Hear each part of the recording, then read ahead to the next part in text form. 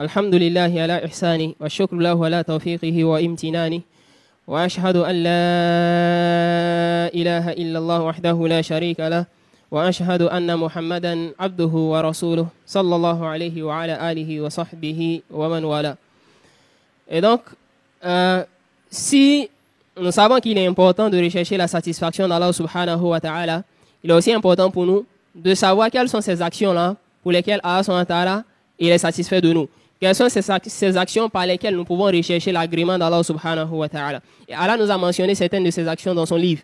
Et le messager d'Allah sallallahu alayhi wa sallam également nous a mentionné certaines de ces actions dans ses hadiths. Le messager d'Allah sallallahu alayhi wa sallam, il dit Inna Allah yarda lakum thalathan wa yakrahu lakum thalathan. Il dit Allah subhanahu wa ta'ala, il agrée de vous trois choses et également il déteste de vous trois choses. Donc ici le messager d'Allah nous enseigne trois actions par lesquelles nous pouvons rechercher la satisfaction de notre Seigneur subhanahu wa ta'ala. La première chose, il dit an ta'buduhu wa la tushriku bihi shay'a.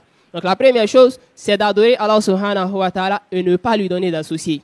Donc la foi véritable en Allah subhanahu wa ta'ala, c'est le premier moyen par lequel nous recherchons son agrément et sa satisfaction. C'est pourquoi dans le Coran, Allah subhanahu wa ta'ala dit innal ladhina amanu wa amilu solihat ulaika hum khayrul bariyya. Et de ceux qui ont cru en Allah et qui ont accompli de bonnes actions sont les meilleurs de la création.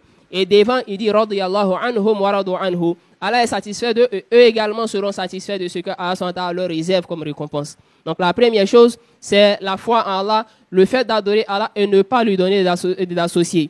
La deuxième chose, de s'accrocher à la législation d'Allah, s'accrocher à la religion d'Allah, aux règles d'Allah subhanahu wa ta'ala, qui sont représentées par le livre d'Allah qui est le Coran et par la tradition du messager d'Allah qui est sa sunna sallallahu alayhi wa sallam.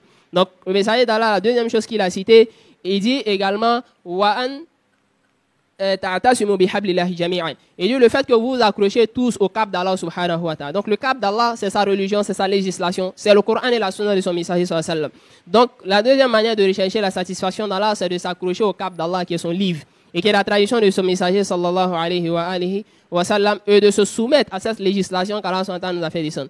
Et la troisième chose, c'est d'éviter la division dans la communauté. Le messager d'Allah dit wala tafarraqu. Il dit, et Allah il agrée de vous le fait de ne pas vous diviser, de ne pas vous diviser en groupuscules, en petites communautés au sein d'une même communauté. Donc ce que Allah veut de nous, c'est qu'on soit une communauté qui soit unie, qu'on soit une communauté qui soit sur les traces de ce que le messager d'Allah a jalonné pour ses compagnons et ceux qui viendront après eux. Donc ça, c'est trois actions par lesquelles nous recherchons la satisfaction d'Allah subhanahu wa ta'ala. Également, parmi les moyens par lesquels nous recherchons la satisfaction d'Allah, il y a le fait de vénérer ce que Allah nous a demandé de vénérer. Il y a le fait d'honorer ce que Allah a honoré. Il y a le fait d'élever ce que Allah a élevé. Parmi les lieux, parmi les actions et même parmi les moments. Donc quand Allah a accordé de la valeur à quelque chose, nous également devons accorder la valeur à cette chose. Et c'est cet appel qu'Allah a lancé aux croyants au début de Surah Al-Ma'ida. Il dit ne blasphémez pas au sujet de ce que Allah a rendu sacré au niveau des symboles et des signes d'Allah subhanahu wa ta'ala. Wala shahr al-haram, wala al-hadiya, wala al-qala'id. Également, en ce qui concerne les mois sacrés, en ce qui concerne les offrandes qui sont vouées à Allah subhanahu wa ta'ala, il ne convient pas pour nous de rabaisser ces choses. Nous devons les élever. Et Allah subhanahu wa ta'ala, voilà, amin al-bayt al-haram, yabtaghuna fadla min Allah wa ridwana. Il dit également ceux-là qui recherchent la satisfaction d'Allah par l'accomplissement du hajj et autres. Il dit ces personnes-là, vous ne devez pas leur obstruer le chemin lorsqu'elles prennent le chemin pour aller accomplir l'adoration d'Allah. Donc, en observant ces différents comportements-là, en respectant ce que Allah subhanahu wa ta'ala a élevé, a demandé de respecter, nous recherchons également la satisfaction d'Allah subhanahu wa ta'ala. La troisième chose, c'est de rechercher la satisfaction d'Allah dans nos comportements. Dans les comportements dans lesquels Allah subhanahu wa ta'ala va nous accorder sa satisfaction. L'un de ces comportements-là, c'est la piété filiale, la bonté à l'égard de nos géniteurs, de nos parents, pères et mères. Donc, si on fait l'effort de rechercher la satisfaction de nos parents, en cela, nous recherchons également la satisfaction d'Allah subhanahu wa ta'ala. Car le messager d'Allah dit Ridallah fi ridal walidain. Il dit certainement, la satisfaction d'Allah se retrouve dans la satisfaction des parents. Donc, lorsque ceux-ci sont satisfaits de nous, Allah également est satisfait de nous. Tout comme la colère d'Allah se retrouve également dans la colère de ses parents là aussi. Lorsque ceux-ci sont en colère contre nous, Allah subhanahu wa ta'ala aussi est en colère contre nous. Donc, l'un des moyens de rechercher la satisfaction d'Allah, c'est de fournir tout ce que tu peux pour rechercher la satisfaction de tes parents également. Et en même temps aussi dans notre comportement avec les autres. Donc rechercher la satisfaction d'Allah dans la manière dont tu te comportes avec la communauté, dans la manière dont tu te comportes avec tes semblables. Et pourquoi lorsqu'Allah a parlé des compagnons du messager d'Allah, il dit Muhammad Rasulullah, walladhina ma'ahu ashidda'u 'alal kuffari ruhama'u bainahum. Il dit ceux-là sont miséricordieux entre eux. Et devant, il dit Yabtarouna fadla min Allah wa ridwana. Il dit recherche la satisfaction d'Allah et sa grâce. Donc l'un des moyens par lesquels ils recherchent la satisfaction et la grâce d'Allah que Allah a cité ici, c'est quoi? C'est le fait qu'ils sont miséricordieux entre eux. Donc la manière de se comporter avec ceux qui sont autour de nous, on se comporte d'une manière qui est assez parfaite afin que Allah soit satisfait de nous également. Également, l'un des moyens par lesquels nous recherchons la satisfaction d'Allah, c'est le fait d'être reconnaissant à l'égard d'Allah. Allah dit wa in tashkuruhu yardahu lakum. Et dit si vous êtes reconnaissant à l'égard d'Allah, il en sera satisfait. Donc l'un des moyens de rechercher sa satisfaction, c'est d'être reconnaissant à l'égard d'Allah. Et cette reconnaissance-là doit se manifester par l'obéissance à Allah, par l'adoration d'Allah et par la reconnaissance du bienfait d'Allah sur nous, par la conviction que tout ce qui nous arrive comme bienfait vient de la part d'Allah subhanahu wa ta'ala. Et pourquoi dans le hadith, le messager d'Allah sallallahu alayhi wa sallam, il dit Inna Allah la yardu anil abd. Il dit certainement Allah sera satisfait d'un serviteur ya'kulul aklata fayahmaduhu alayha, qui mange et qui finit par remercier Allah pour ce qu'il vient de manger. Il dit wa yashra'u sharba fayahmaduhu alayha, et qui boit de l'eau et qui remercie Allah pour cette gorgée d'eau qu'il a eu à boire, parce que certains sont privés de ces choses-là dans certaines circonstances dans lesquelles ils se retrouvent. Donc lorsque Allah te permet de manger, lorsque Allah te permet de boire, que tu remercies Allah pour cela, ça c'est un moyen de rechercher la satisfaction d'Allah subhanahu wa ta'ala. Également, l'un des moyens par lesquels nous recherchons la satisfaction d'Allah, c'est la patience face aux décrets d'Allah subhanahu wa ta'ala. Le fait d'accepter les décrets d'Allah, la patience et la foi au destin. Et pourquoi le messager d'Allah dit Inna izomal jaza ma'a izomil bala. Il dit sache que la grandeur de la récompense est fonction de la grandeur de l'épreuve. Wa inna Allah iza ahabba qawman ibtalahum. Il dit et Allah lorsque il apprécie un peuple, il les met à l'épreuve, il les éprouve. Il dit quiconque est satisfait de l'épreuve d'Allah a également la satisfaction d'Allah subhanahu wa ta'ala. Mais quiconque manifeste un désaveu, une colère vis-à-vis du décret d'Allah, il dit ce qu'il a de la part d'Allah également, c'est la colère d'Allah subhanahu wa ta'ala. Donc l'un des moyens de rechercher la satisfaction d'Allah, c'est d'accepter à cœur ouvert, avec foi, avec soumission et patience et endurance, les épreuves d'Allah subhanahu wa ta'ala. Également, l'un des moyens de rechercher la satisfaction d'Allah, c'est de rechercher cette satisfaction à travers les bonnes paroles, à travers les paroles qui plaisent à Allah. Allah dit waqulu qawlan sadida, il dit prononcer de bonnes paroles. Donc le musulman recherche la satisfaction d'Allah à travers les bonnes paroles qu'il prononce. Le messager d'Allah sallallahu alayhi wa sallam, il dit innal abda la yatakallamu bi kalimatin. Il dit que le serviteur peut prononcer une parole la yulqilaha balan. Il dit innal abda la yatakallamu bi kalimatin min ridallah. Il dit qu'il peut arriver que le serviteur prononce une parole qui plaît à Allah subhanahu wa ta'ala, alors que le serviteur qui vient de prononcer cette parole n'a même pas accordé d'intérêt, de valeur à cette parole-là, il dit et que Allah l'élève en degrés, en plusieurs degrés de par cette parole qu'il a prononcée, à laquelle lui-même il n'a pas accordé grand intérêt, mais parce que c'est une parole qui plaît à Allah subhanahu wa ta'ala. Et pourquoi dans le hadith le messager d'Allah il dit man qala hina yusbih wa hina yumsi raditu billahi rabba wa bil islam dina bi Muhammadin sallallahu alayhi wa sallam. Il dit quiconque dit le matin quand il se réveille et le soir également avant de se coucher ou bien lorsque le soleil se couche, celui qui dit raditu billahi rabba, je suis satisfait d'Allah comme Seigneur, wa bil islam dina, et de l'islam comme religion, bi Muhammad sallallahu alayhi wa sallam nabiyya, et de Muhammad sallallahu alayhi wa sallam comme prophète, il dit kana haqqan ala Allah an yurdiyahu yawm al-qiyamah. Il dit celui-là mérite qu'Allah lui accorde satisfaction le jour des comptes. Et donc Allah va le réjouir pour cette parole qu'il prononce chaque matin et chaque soir.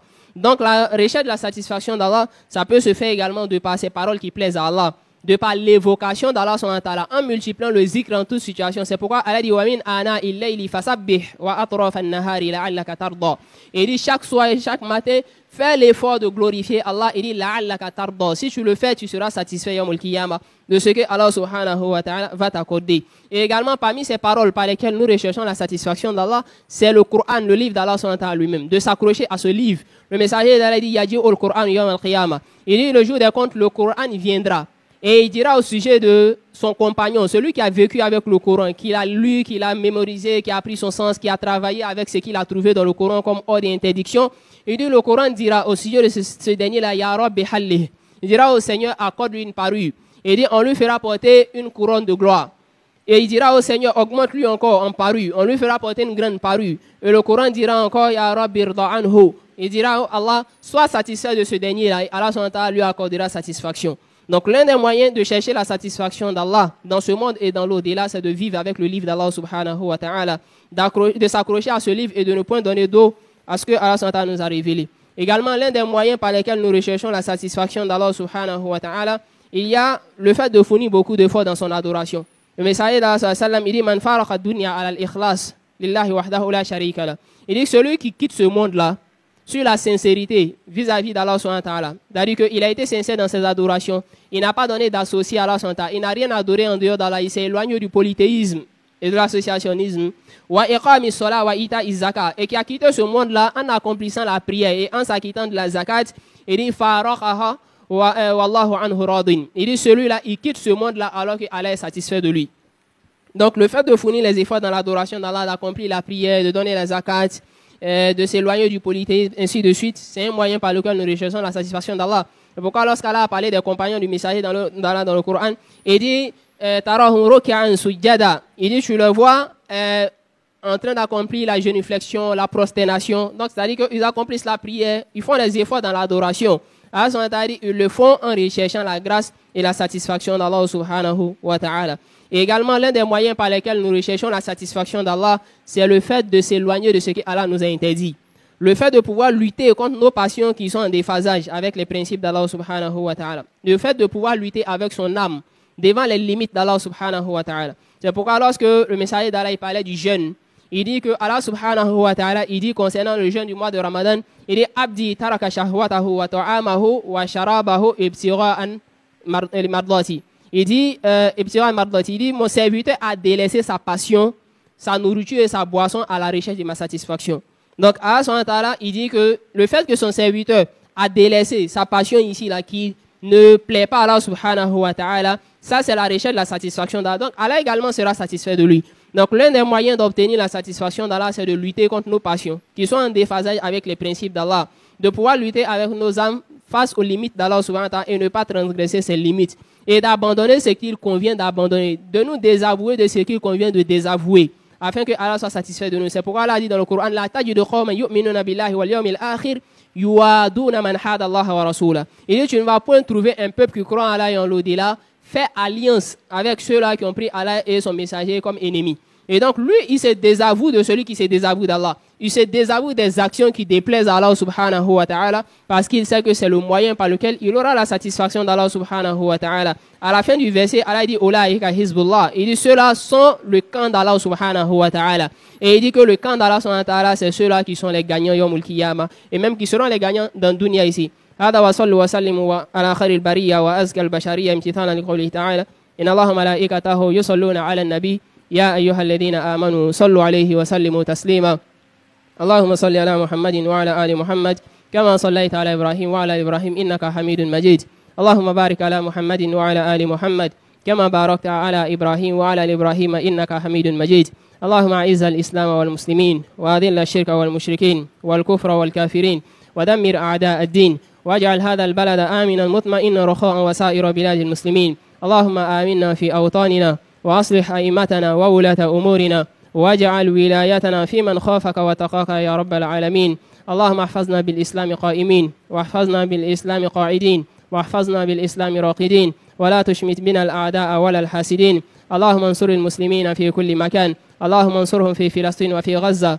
اللهم عجل لهم بالفرج يا رحمن يا رحيم اللهم أصلح لنا ديننا الذي هو عصمة أمرنا وأصلح لنا دنيانا التي فيها معاشنا وأصلح لنا آخرتنا التي إليها معادنا واجعل الحياة زيادة لنا في كل خير والموت راحة لنا من كل شر اللهم إنا نسألك عيش السعداء ونزل الشهداء ومرافقة الأنبياء والنصر على الأعداء ونعوذ بك اللهم من جهد البلاء ودرك الشقاء وسوء القضاء وشماتة الأعداء وعضال الداء وخيبة الرجاء اللهم إنا نعوذ بك من زوال نعمتك وتحول عافيتك وفجاءة نقمتك وجميع سخطك ربنا اغفر لنا ولوالدينا وارحمهم كما ربونا صغارا ربنا اغفر لنا ولإخواننا الذين سبقونا بالإيمان ولا تجعل في قلوبنا غلا للذين آمنوا ربنا إنك رؤوف رحيم ربنا آتنا في الدنيا حسنة وفي الآخرة حسنة وقنا عذاب النار اللهم إنا نعوذ برضاك من سخطك وبمعافاتك من عقوبتك وبك منك لا نحصي ثناء عليك أنت كما أثنيت على